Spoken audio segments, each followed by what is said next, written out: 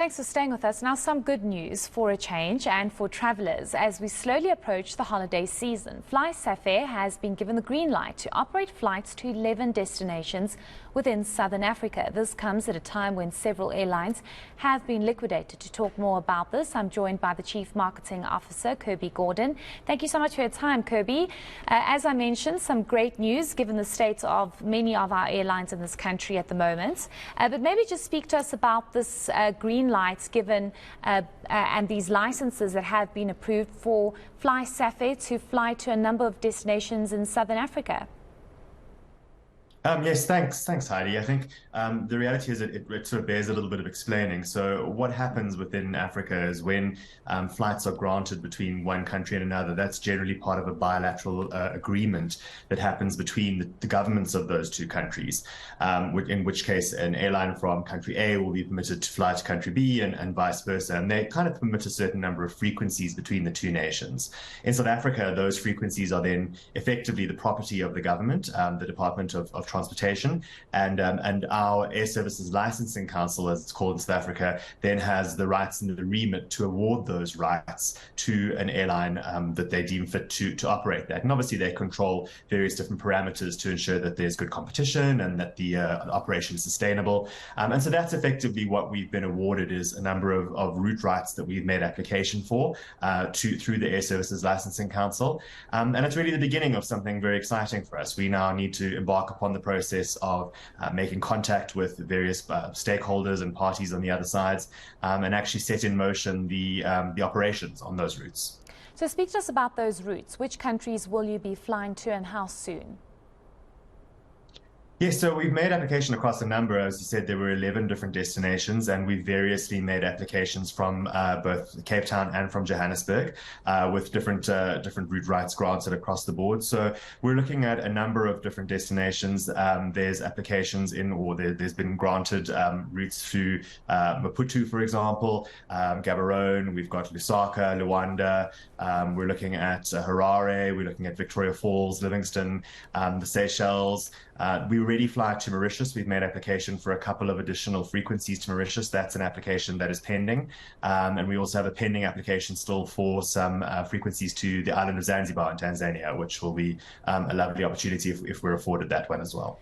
So I just want some points of clarity, Kirby. When you say still pending, does this mean that the country that you wish to fly to still needs to give you the green light and say, yes, okay, you can have so many flights coming in or coming out of the respective countries?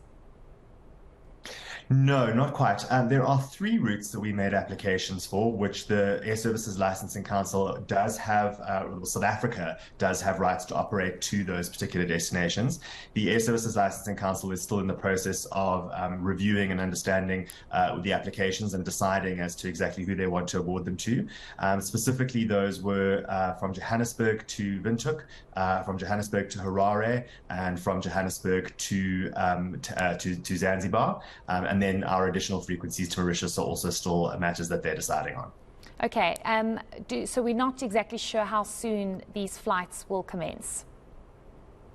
No, we hope to have clarity on those in the next couple of weeks. For the ones that we do have clarity on at this stage, as I mentioned, it's now the beginning of a process that we need to start rolling out in terms of actually setting those things in motion.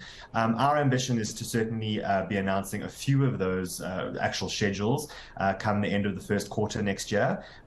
When flights will actually commence, it's probably more likely about midway through next year. It all depends on the planning and what happens on the other side as well. Okay, so it's not necessarily that they'll be ready for takeoff for the festive season.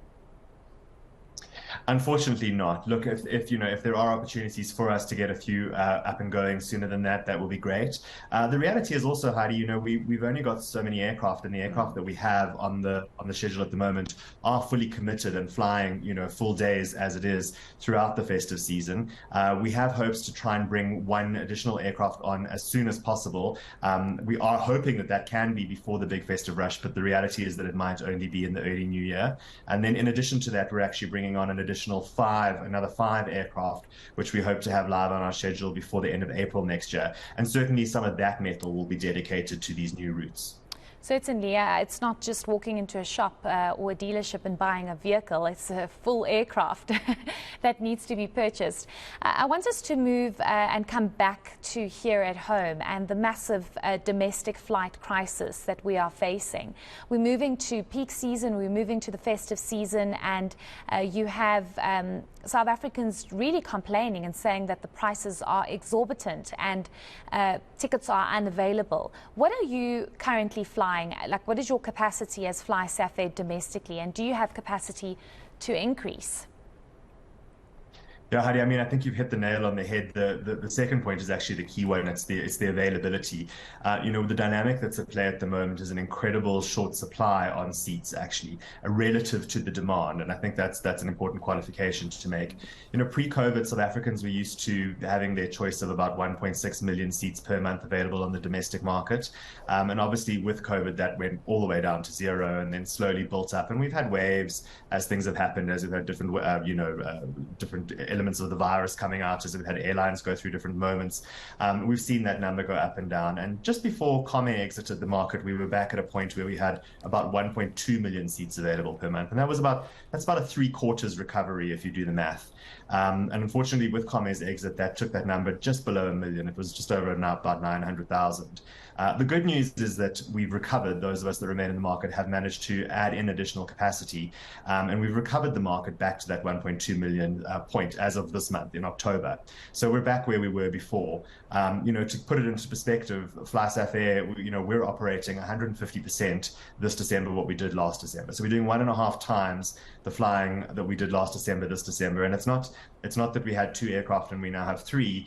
We'll be operating a fleet of 25 aircraft. So it's certainly been quite an aggressive growth strategy, and it's something that, as I mentioned, with an additional 5 coming in, that we're pursuing quite hard in order to try and bring that up. Because as it stands at the moment, and we've seen this over the school holidays the last couple of weeks, the demand in South Africa, thankfully, has actually recovered more than what the airlines have been able to bring supply online.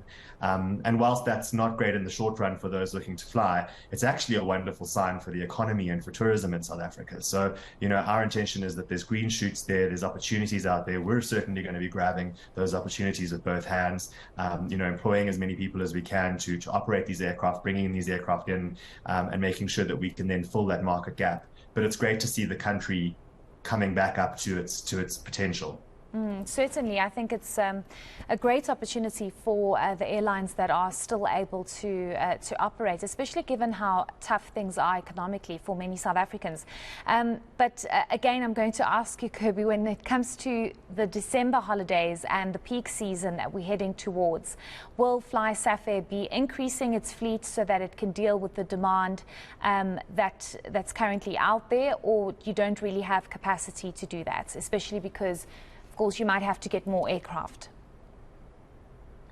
That's absolutely it. I mean, we've built up. I think we've brought our most recent aircraft actually came online yesterday. It was the most recent one that we've managed to bring into the fleet.